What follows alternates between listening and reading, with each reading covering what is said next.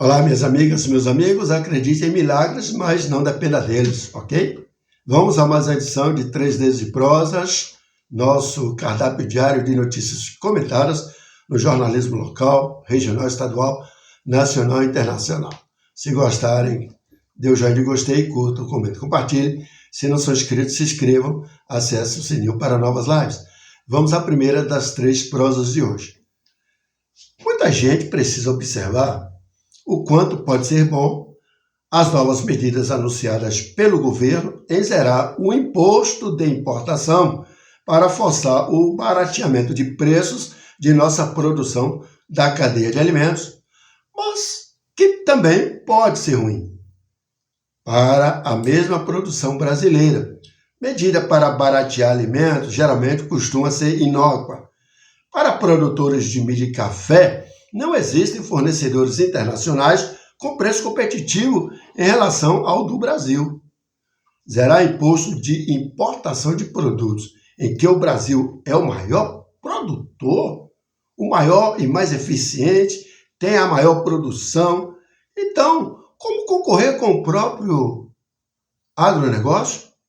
Zerar imposto de importação para a cesta básica, isto vai ajudar? Claro!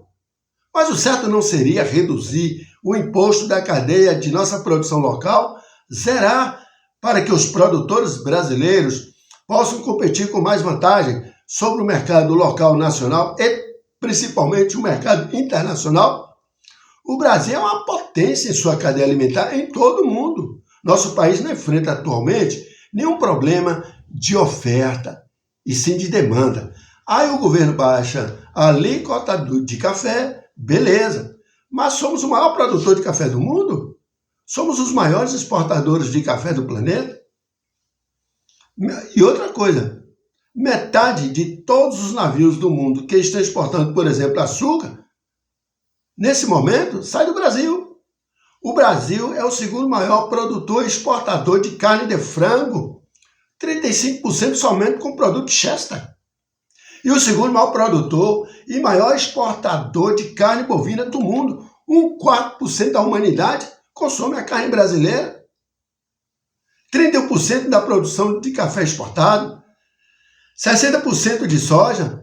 Nosso milho é o segundo maior exportador. Sendo assim, o Brasil tem a maior cadeia produtiva alimentar do mundo. E aí, vai vender para quem? E outra verdade, de toda a cadeia alimentar produzida no mundo, né, 1% desta produção de alimentos o Brasil importa. 1%. 99%, né, é de aqueles outros produtos que o Brasil já é campeão, que são os produtos da cesta básica. A cadeia alimentar. O resto, tudo, 99,9%. Né? A produção nossa é brasileira, é verde e amarelo. É um orgulho nacional e principalmente de soberania, né? O problema de verdade verdadeira, redundante e intencional é que os impulsos fiscais no Brasil são enormes. Somados aos gastos públicos, as nossas despesas com as dívidas interna e externa são muito fortes, exorbitantes. Nosso gasto público nominal nesses 2 últimos anos, por exemplo, é o maior que ainda os negros tempos da pandemia coronavírus Covid-19. É brincadeira? Parece que estamos vivendo em uma nova pandemia, desta vez mais drástica. A solução, então, é encarecer aqui mesmo nossos produtos para que não exportamos para fora. E para isso é necessário zerar a taxa de importação para que os importados fiquem mais baratos do que o nosso produto vendidos aqui, produzidos aqui. Como assim? Resumindo, nosso problema real não é uma inflação de oferta, é uma inflação de demanda. Produtos na mesa e na cesta básica dos brasileiros não vão faltar para o consumo. Ao contrário, a produção brasileira é farta em ofertas, mas a demanda de consumo é onde o bicho pode pegar. E pega. No primeiro momento, tudo parece uma maravilha, mas os contrapontos que existem no mercado globalizado da cadeia alimentícia, essa é uma jogada de risco. Não sou economista, mas sou jornalista.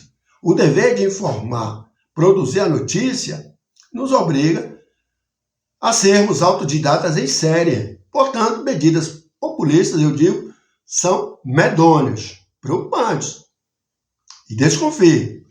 Vamos agora à prosa de número 2. A proposta de reforma do Código Civil Brasileiro, que começou a tramitar no Senado no final de janeiro, traz várias mudanças nas relações familiares e patrimoniais, como o aumento da liberdade para planejar a própria herança. Há regras que permitem excluir da divisão dos bens cônjuges e filhos que tenham abandonado os pais ou os maridos. O texto indica que podem ser removidos da sucessão os herdeiros que tiverem deixado de prestar assistência material ou incorrido em abandono afetivo voluntário e injustificado contra o autor da herança, o dono da herança. Ao mesmo tempo, é possível destinar uma parcela maior do legado a alguns herdeiros terceirizados, parentes e aderentes. O Congresso irá analisar a modificação ou revogação de 897 artigos e o acréscimo de 300 dispositivos em relação aos 2.063 existentes no Código atual, que tem mais, inclusive, de 20 anos. Muitas dessas mudanças, distribuídas em vários capítulos, esbarram em questões sucessórias. O texto prevê, por exemplo, que o cônjuge não será mais considerado herdeiro necessário, um retorno aí à regra vigente que existia até 2002. Também não concorrerá com descendentes ou ascendentes, na ausência de filhos, pela parcela do patrimônio sobre a qual o falecido não pôde indicar livremente ao definir os beneficiários da chamada herança legítima em até 50%. No limite, o cônjuge ou convivente é aquele que vive, né, com a pessoa, né, a partir daí passa a ser também família, né, aquele que convive, mas não é casado no padre nem no civil, poderá ficar sem nada, citando o exemplo de uniões com separação total de bens. Na comunhão universal ou parcial, vai continuar valendo o direito do cônjuge à meação, metade do patrimônio comum do casal sobre o que foi adquirido durante o convívio. Então, se conviveu, está convivendo, aí você amealhou, né, mais posses, imóveis, né, propriedades, né? E aí, tudo bem, a partir daquele casal não se discute. Mas um ou outro que já tem uma herança antes, isto aí vai ter que ser melhor discutir. Atualmente, também concorre como herdeiro pelo patrimônio anterior ao casamento, mas isso é uma briga que vai para a justiça. Pelo projeto, cônjuges só entrarão na lista da sucessão legítima na ausência de descendentes e ascendentes, ou seja, aquele que não tenha filhos, né? E aí tem alguém que é responsável, aí vai dividir com esse alguém que faz parte da família a repartição da herança. Na próxima live trataremos mais deste assunto. Vamos agora à prosa de número 3, de novo, outra vez, novamente. O PIX sofre novos ataques contra a sua eficiente maneira de prestar serviços financeiros simples e sem cobranças de taxas para seus usuários. Antes, foi a barrigada do governo federal. Agora é o próprio Banco Central quem age contra o PIX. Como sempre, medidas que têm aí a boa intenção de garantir as tais mais segurança contra ataques mortíferos de fake news. Parece doença mental. Tudo é fake news, tudo é ataque à democracia. Vão pastar. O Banco Central, que começa a voltar às suas origens brabas, antes de ser independente, autônomo, diz que a medida do PIX é para combater as mentiras difundidas de quem deve impostos ou está com o nome sujo e assim terá a chave bloqueada. E é mentira isso? Diz que, na verdade, as mudanças abrangem poucos usuários e buscam evitar golpes financeiros. A velha desculpa, a velha camuflagem. Segundo o próprio Banco Central, criador e administrador do sistema Pix, o principal objetivo da mudança é evitar que fraudadores insiram um nome diferente numa chave Pix do nome registrado na base de dados da Receita Federal. Essa situação, que ocorre por erro das instituições financeiras, tem sido usada por criminosos para dificultar o rastreamento. Então quer dizer que agora todos nós somos também criminosos? Estamos no mesmo nível? Igualados? Que história é essa? Código identificador de uma conta. A chave Pix permite registrar a origem e a destinação no sistema de transferências instantâneas. Está lá.